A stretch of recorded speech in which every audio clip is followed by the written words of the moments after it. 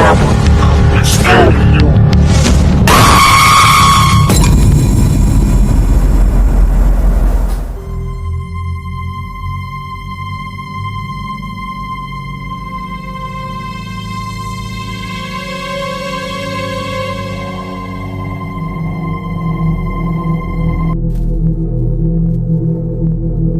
Maraming mga kwentong kababalaghan sa bawat sulok ng mundo ang hindi aakalain ni inuman na totoong nagaganap, maliban na lamang marahil kung isa sila sa mga naging saksi o nakaranas din ng ganitong uri ng kakaibang karanasan katulad ko.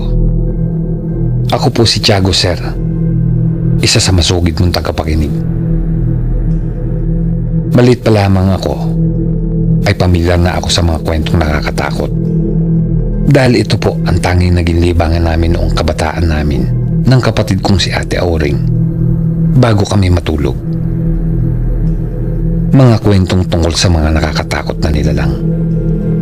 Sa mga gabing wala si tatay at nasa kubo namin sa bukid para magbantay ng mga inaning palay, o kaya naman ay nasa biyahe siya para mag-deliver ng palay sa mga syudad, ay malaya kami nagkikwentuhan ni nanay ng mga nakakatakot na karanasan ng mga kilala niya sa kanyang probinsya. Ito ang ginagawa namin pang-aliw sa amin para makatulog kami na gustong-gusto naman namin kahit pa nakakatakot. Ngunit sa lahat ng mga ito ay wala nang mas nakakatakot pang nilalang para sa amin kundi si tatay mismo. Kinagisnan ko na ang pagiging malupit na asawa at ama ng tatay ko. Sa tuwing nasa bahay siya ay walang araw na hindi nagagalit sa amin sa konting pagkakamali. Kaagad niya kami pinagbubuhatan ng kamay, lalo na si nanay. Natatandaan ko pa nga nung 5 taong gulang pa lamang ako at balak akong i-enroll ng aking ina sa kindergarten sa malapit sa barangay, ay labis na nagalit si tatay. Anong kagagahan na naman ang naisip mong loka-loka ka at ipapasok mong kinder sa barangay ang anak mo para magkaroon ka ng pagkakataon na makakita ng lalaki?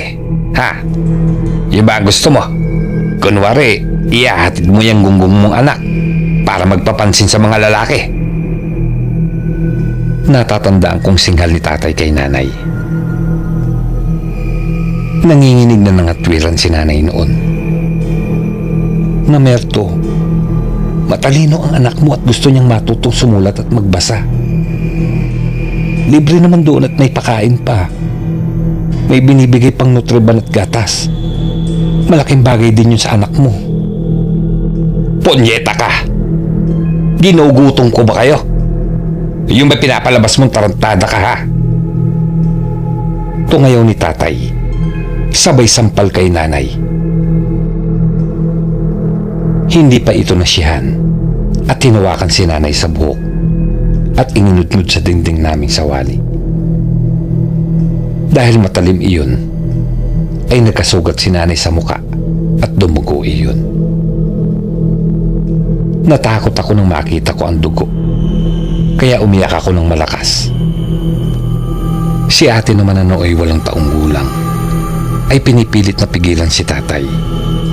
Ngunit isinalya siya ni tatay sa may bintana. At dahil nga marupok ang bahaging iyon, ay bumigay ang dingding at lumusot ang ulo ni ate hanggang kalahating katawan. Nag-hysteria na ako sa sobrang takot dahil akala ko ay napatay ni tatay ang ate ko. Naisa ng saklolohan ng aking ina ang kapatid ko. Ngunit sinuntok siya ni tatay sa muka. Pumutok kaagad ang kilay ni nanay at lalo siyang napuno ng dugo sa muka. Naihina ako sa salawal ko noon, sir, nang dahil sa takot sa tatay namin. Tama na po, tay. Hindi na po ako mag-aaral. Hindi na po. Nanginginig kong sigaw. Ito ang tatandaan yung mga inutil kayo. Walang pwedeng kumontra sa desisyon ko. Pag sinabi kong hindi, hindi! Nag-aaral na si Auring. Ano pang gusto mo? Asik pa ng aking ama sa nanginginig sa takot kong ina. Tama po siya. Ngunit sa edad ni ating 8 taong gulang, ay grade 1 pa lamang ito. Matagal kasi bago pumayag ang aking ama na pag-aralin ng ate ko. Ano, sisigaw kang gaga ka ha? Sige, lakasan mo. Walang makakarinig sa inyo. Sino mong makialam sa inyo ay pupugutan ko. Naiintindihan mo? Sigaw pa ni tatay, sabay tadyak sa sikmura ni nanay habang nakahandusay na ito sa side. Saglit na nawala ng malay si nanay. Saka lang ito tinigilan ni tatay at walang pakundang hinila si ate pabalik sa loob ng aming bahay, at saka kami iniwan ito sa ganoong kalagayan. Agad namin niyakap ng ate ko si nanay at sinubukang gisingin. Napaiyak ito nang makita ang kawawa naming ayos ng aking kapatid. Puno ng galos at salubsob ang katawan, braso at mukha ni Ate Auring, habang ako ay basang-basa ang salawal sa ihi dahil sa sobrang takot. Tay, hindi na lang po ako mag-aaral. Total, dinadala naman ako ni ate ng kalahati niyang Nutriban. Ayoko na ng gatas, Nay. Hindi na po ako mag-aaral para hindi maghalit si tatay.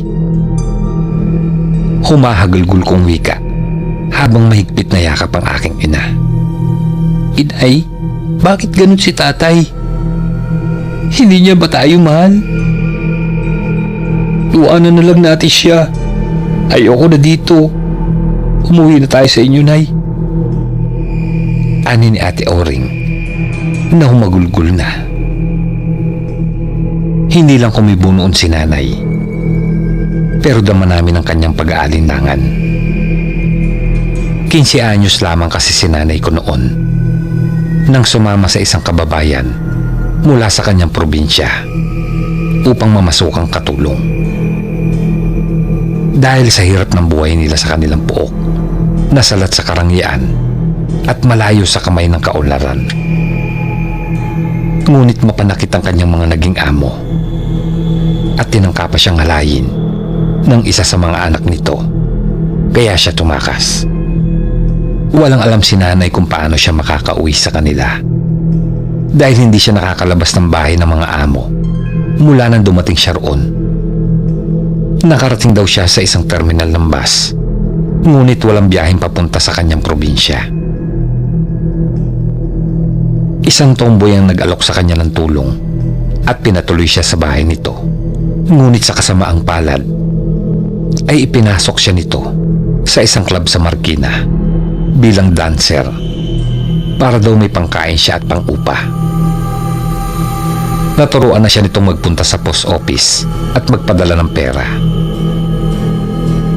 Hindi niya masabi sa mga magulang niya ang sinapit niya sa Maynila dahil ayaw niyang mag-alala ang mga ito.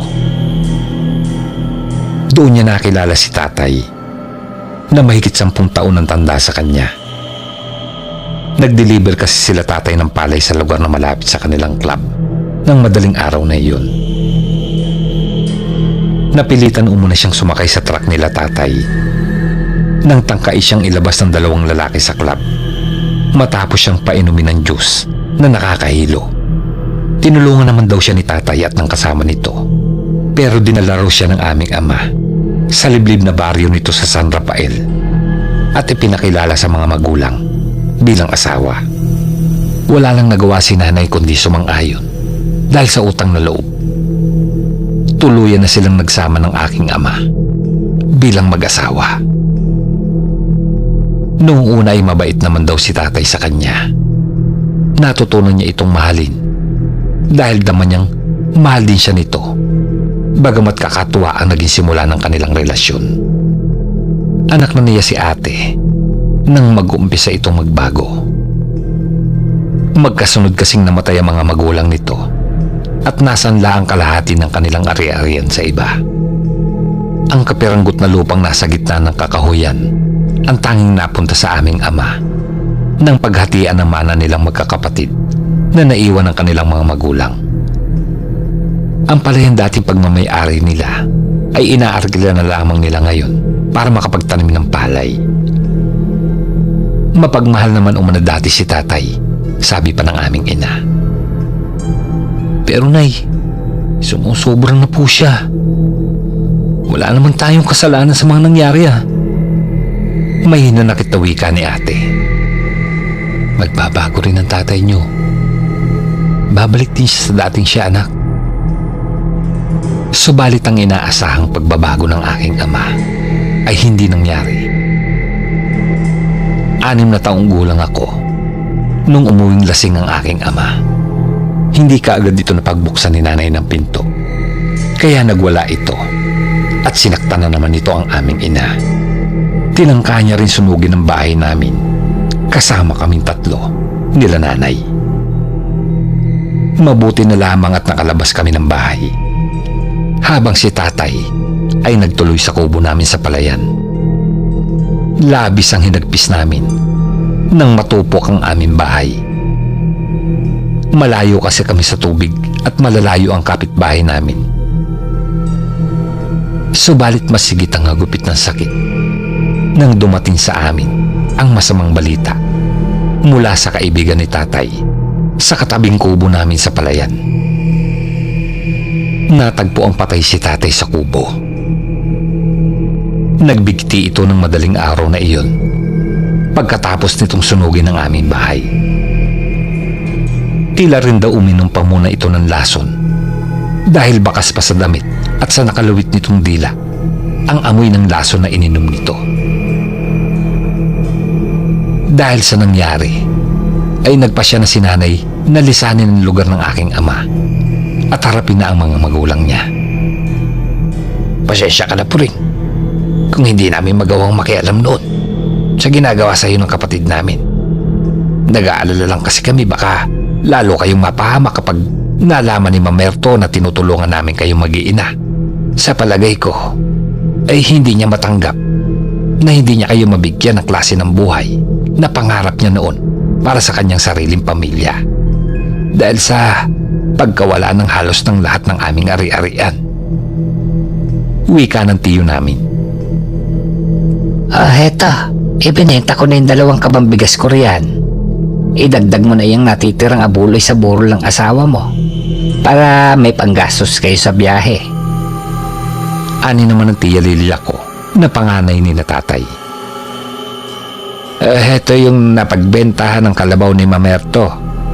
Kailangan nyo yan para makapagpatuloy ng pag-aaral ng mga bata. Mag-iingat kayo Sumulat ka lang kung kailangan nyo ng pera o gusto nyong ibenta ang lupa na minana ng asawa mo. Ipapadala namin ng buo sa inyo. Bilin naman ng tiyo ko.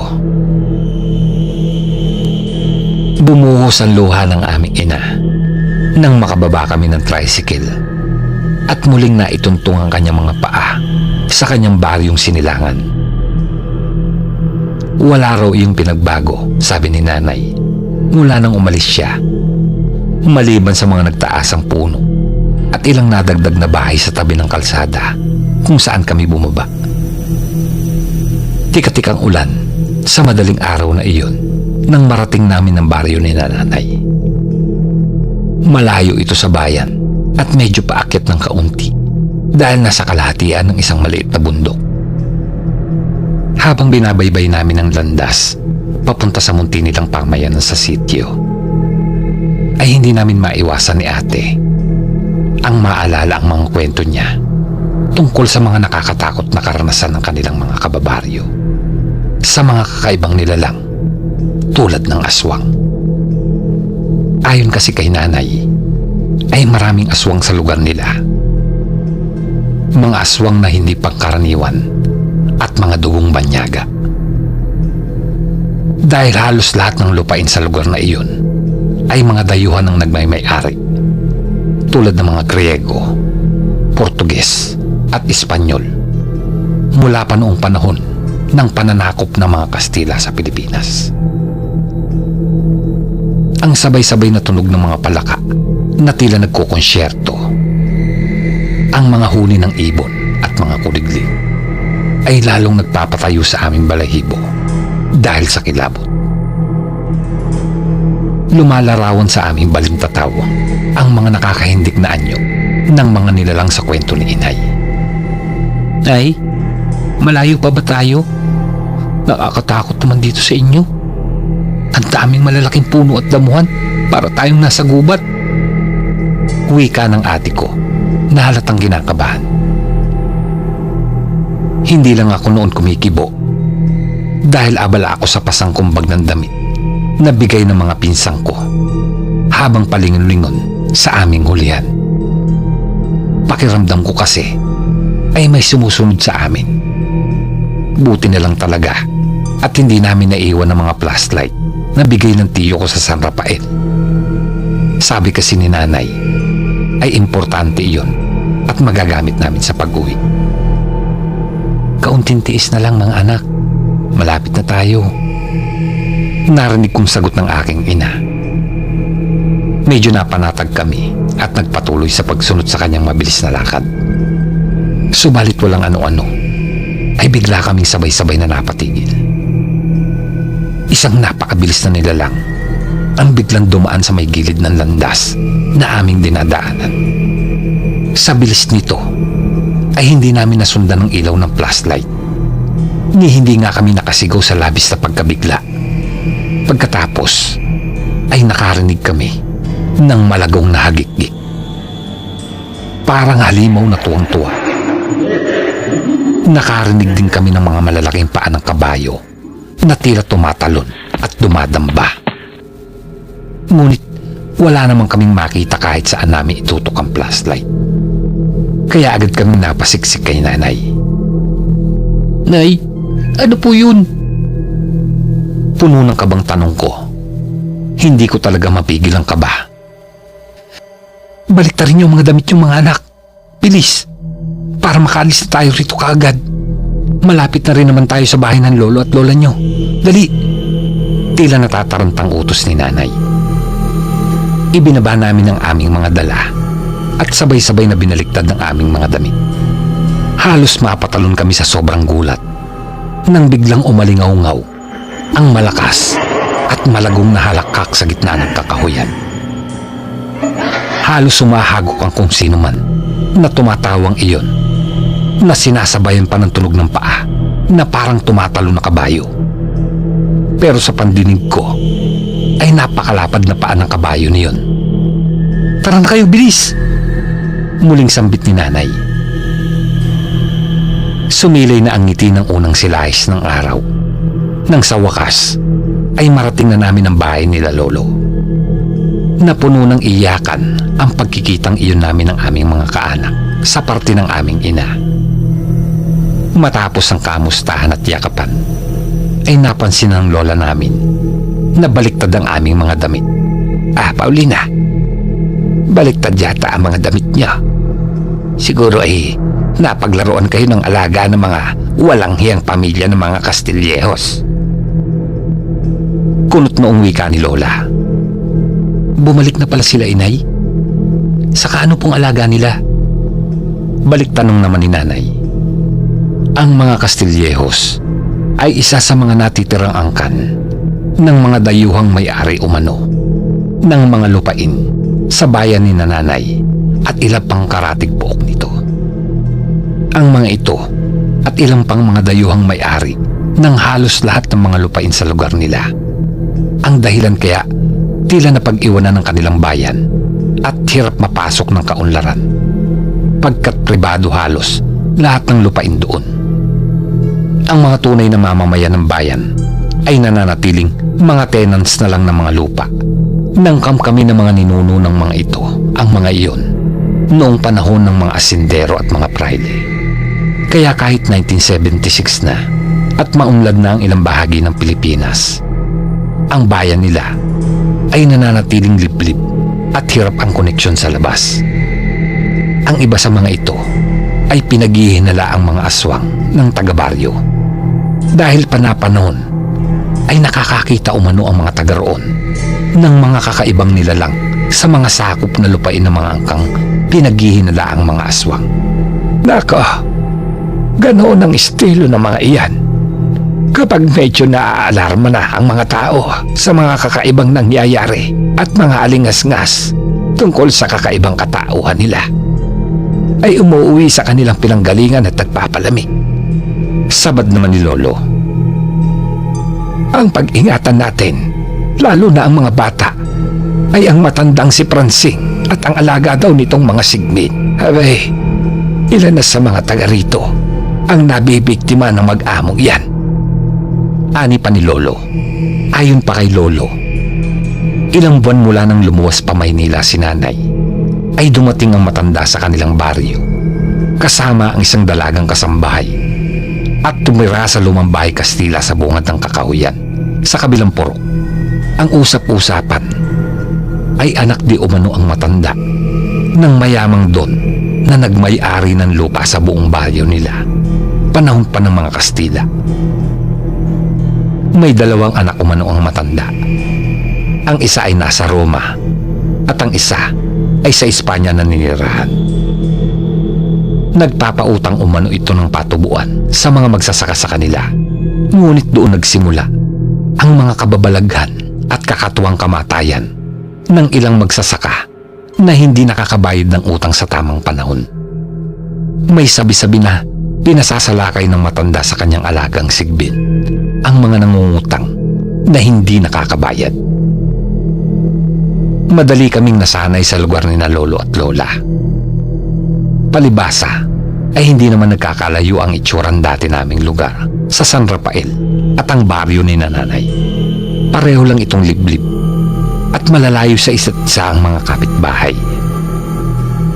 Ang mga tungkol sa naranasan naming kakatwa sa daan nang dumating kami ay unti-unti nang nawawala sa aming isipan.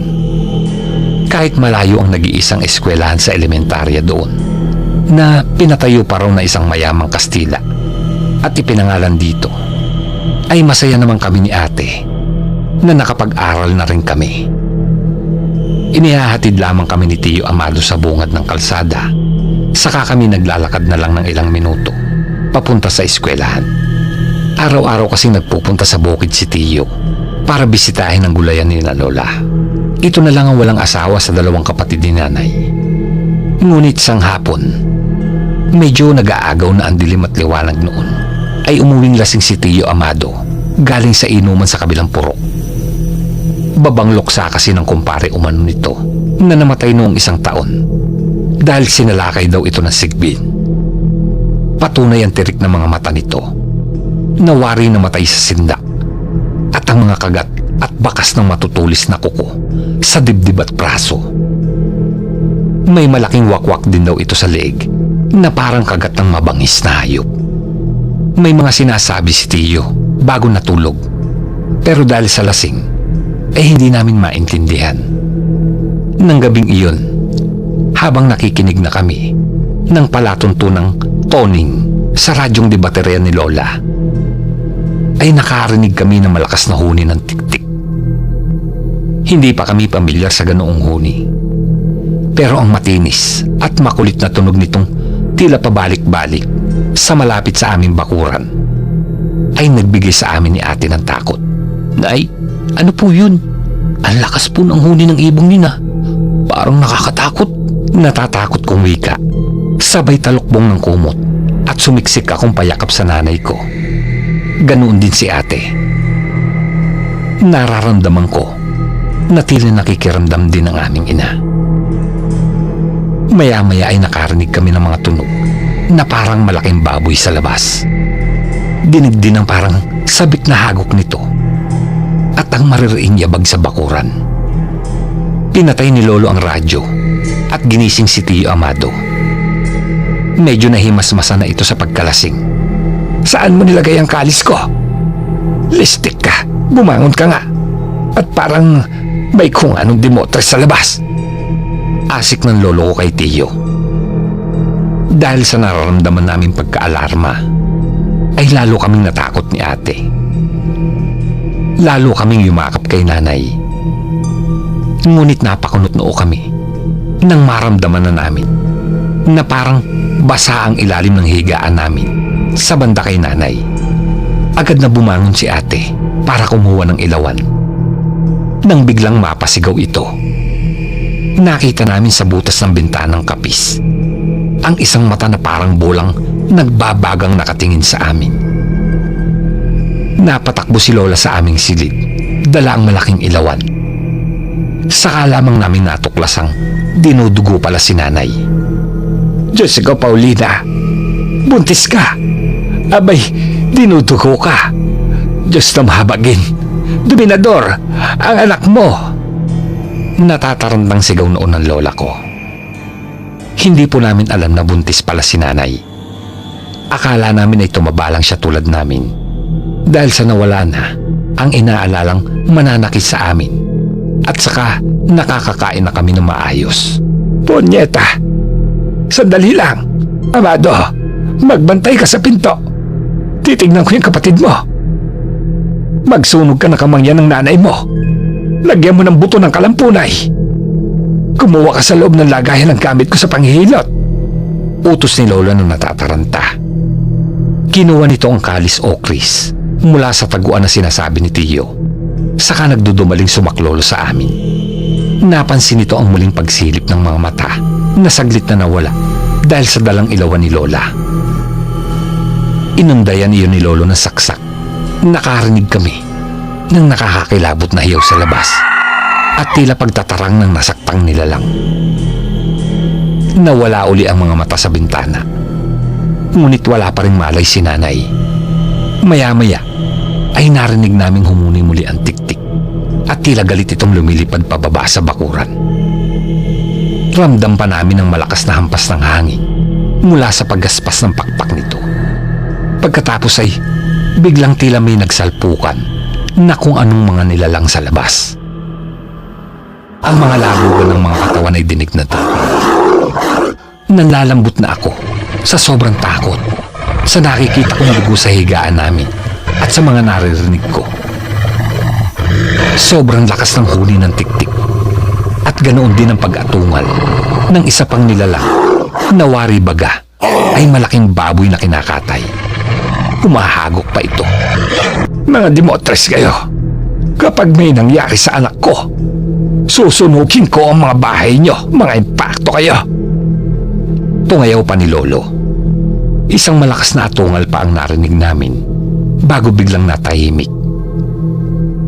Maya-maya ay mabibilis na yabag ang narinig naming papalayo at pagaspas ng malaking pares ng pakpak. Tay, tinamaan ko sa likod yung itim na baboy. Bungad ni Tiyo. Lumabas pala ito at nakita niya ang paglalaban ng kakaibang baboy at malaking ibon sa labas. Inispin daw ni Tiyo ng antigo niyang punyal na gawa daw sa dilaw na tanso ang baboy at tinamaan iyon sa bantang batok. Nay, gumising ka na. Parang awa mo na. Huwag kang mamamatay. Hagulgol ng ate ko habang yakap ang nanay namin na wala pa ring malay. Subalit, hindi na ito masyadong inaagasan ng dugo. La, tulungan niyo po nanay ko. Ani ko rin na umiiyak. Hindi malaman ng dalawang matanda kung ano ang gagawin ng mga sandaling iyon. Wala silang alam sa panggagamot o pangontra sa aswang maliban sa kalampunay. Maya-maya ay nakarinig kami ng katok sa pinto. Maring Bianeng, si Maring Lucia mo ito. Tinig mula sa labas. Tila nabuhayan ng loob si Lolo pagkarinig sa boses ng kumaring Lucia nila. Agad na pinagbuksan ito ni Tiyo Amado. Nang makapasok ito, ay agad na nagtuloy sa aming silid. Nawari ay tiyak na ang gagawin. Agad nitong nilapitan si nanay at pinulsuhan. Pagkatapos ay umusal ng kung ano-ano at hinipan si nanay sa bumbunan, sa bibig, ilong at mata, ganoon din sa tainga. Pinahiran din ito ng dalang masangsang na langis ang tiyan ng aking ina at muling umusal ang mga wika na parang dasal na di mawawaan.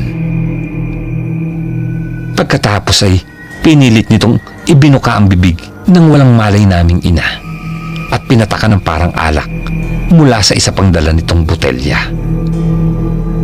Ilang saglit pa ay nagising si nanay. Salamat Diyos ko. Akala ko'y mawawala sa amin ng tuluyan ang kaisa-isa kong anak na babae. Ngayon lang uli namin siya makakasama ay babawihin ka agad. Naiiyak na turan ni Lola. Ngunit biglang humilab ang tiyan ni nanay. Namilipit ito sa sakit ng tiyan. Lakasan mo ang loob mo, Paulina. Pasensya ka na at hindi ko na nailigtas ang sanggol mo. Mahina rin ang kapit nito. Palibasa ay 3 buwan pa lang.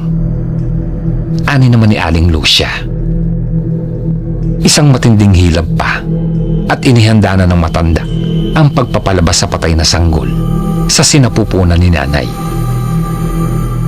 Nang mailabas iyon, ay nakita naming inilagay ni Aling Lucia sa isang balabal. Siya na raw ang bahalang maglibing. Tutal ay dugo pa lang naman iyon. Naging maayos na ang nanay ko at muling nakatulog. Kami naman ay hindi na nagbalik sa pagtulog dahil bukang liwayway na. Habang nagkakape, ay naikwento ni Lolo at Lola kay Aling Lucia ang nangyari. Hindi na babalik ang isang yun dito, Maring Bianing. Yak yun. Ani pa ni Aling Lucia bago nagpaalam.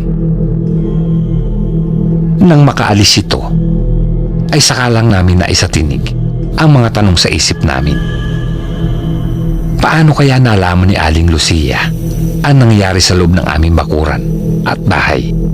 Gayong malayo ang bahay nito sa amin. Nakapagtataka rin na tiyak nito ang gagawin. Sabi ni Lolo ay marunong din daw itong manghilot tulad niya at nanggagamot din daw ito paminsan-minsan. Ngunit nakakapagtakang alam nito kung ilang buwan na ang sanggol ni nanay. Gayong hindi naman ito hilot o kumadrona. Siya nga naman ano. Saka napansin ko rin ay may mga galos siya at kalmot sa braso. Pati yung sugat niya sa may kaliwang pisngi niya tila sariwa pa. Susog naman ni Tia Amado na napapaisip. Kinabukasan ng hapon, habang nagmimerienda kami, ay muling nadalaw sa bahay si Aling Lucia. Nabalitaan namin mula rito na namatay na pala si Aling Pransing. Nako, napuruhan ni Amado ang switik na matanda. Ani pa nito, nawaring tiyak na tiyak ang sinasabi. Napangisi si Lola noon habang ipinagbabalat ako ng nilagang saging na merienda namin. Paano na kaya ang mga alaga niya, Sigbin? Ani ni Lola na napapaisip. Walang Sigbin, Mare. Tambalos-los ang nakikita ng mga tao dito sa atin. Ang ilang natatagpo ang patay na magsasak sa atin ay biktima ng aswang na si Pransing. Ani ni Aling Lucia. Ayon pa dito, ito at ang ilang mayamang may-ari ng lupa sa bayan nila ay mula sa mga anak ng mga dayuhang gahaman sa lupa sa mga aswang na taga roon sa kanila noong panahon ng Kastila. Nag-aasawa ng mga taga roon ng mga ito upang makapangamkam ng mga lupain ng mga mamamayan doon. Pagkatapos na malaman ang kahinaan ng mga asawang may kakaibang katauhan, ay pinapatay nila ang mga ito upang walang sagabal sa kanilang adhikain. Hanggang sa ilang salinlahi ng mga ito, ang pagkagahaman sa mga ari-arian ay nananatili. Ngunit pagkatapos ng libing ni Aling Pransing, ay kumalat ang usap-usapan tungkol sa tunay na katauhan nito, pati ng iba pang may-ari ng mga lupa roon. Kahit yung mga hindi naman totoong aswang ay napapagbintangan na. Naging alerto na ang mga tao at naging palaban. Ang lahat ay dahil sa pakalat na usap-usapan ni Aling Lucia. Ngunit hindi maikaila ng matanda sa amin na siya man ay may lihim din. Batid ni Lola na kung si Aling Pransing ang aswang na nag-anyong baboy noon, ay si Aling Lucia naman, ang ibong tiktik. Kung hindi lamang nito nailigtas si nanay ng madaling araw na iyon, ay baka sinugod din ito ni Tiyo Amado. Natuklasan kasi ni Tiyo na hindi naman inilibing ni Aling Lucia ang patay na pitos noon, kundi kinain niya ito. Sinundan kasi ito ni Tito nang sabihin namin ang mga bagay na ipinagtaka namin noon. Lumipas pa ang ilang taon. Ang mga dayuhang may-ari ng mga lupa sa bayan nila nanay ay isa-isa nang nagbabalikan sa kanilang pinanggalingan bansa. Matapos ang mga hindi mawala-walang hinala ng mga tao sa kanila, ibinebenta na ng mga ito ang mga lupa sa mga tenants nila. Taon 1988, nang umalis ang pinakahuling angkan na nagmay-ari ng pinakamalaking lupain na halos 7 malalaking baryo sa bayan na iyon, ang mga Bilyasin. Doon lamang unti-unting napasok ng kabihasnan ang baryo ni nanay. Nagkaroon na ng aspaltadong kalsada at kuryente. Hindi na kami ng problema nang mag-high school na kami, dahil sa bukod na nadagdagan ang mga eskwelahang pang-elementarya, ay nagkaroon na din ng high school. Ngunit kasabay ng kabihasnan at kaunlaran ay ang pagdami ng populasyon sa baryo. Napasok ito ng mga masasamang loob, kaya nagkaroon kami ng maliliit na kampo ng mga militar sa ibang mga baryo. Ang kasamaan ay dumarating sa mga tahimik na pamayanan sa iba't ibang paraan at anyo. Nawala ang masasamang nilalang sa dilim, ngunit pinalitan ng masasamang tao sa lipunan. Sa ngayon ay tahimik na rin naman ang baryong itinuturing na rin naming amin, dahil dito na kami lumaki ni ate. Dito na namayapa si nanay at ang aming lolo at lola. Ilang dekada man ang nagdaan, ay hindi maalis-alis sa aming alaala ang mga kakaibang naranasan namin sa baryo. Kahit paminsan-minsan na lang kami umuwi rito, ang kakaibang karanasan naming iyon ay tataglayin namin saan man kami magpunta. Hanggang dito na lang po, Sir Narrator. At salamat sa pagpili sa aking karanasan sa aswang. Ang inyo pong taga-subaybay, Tiago.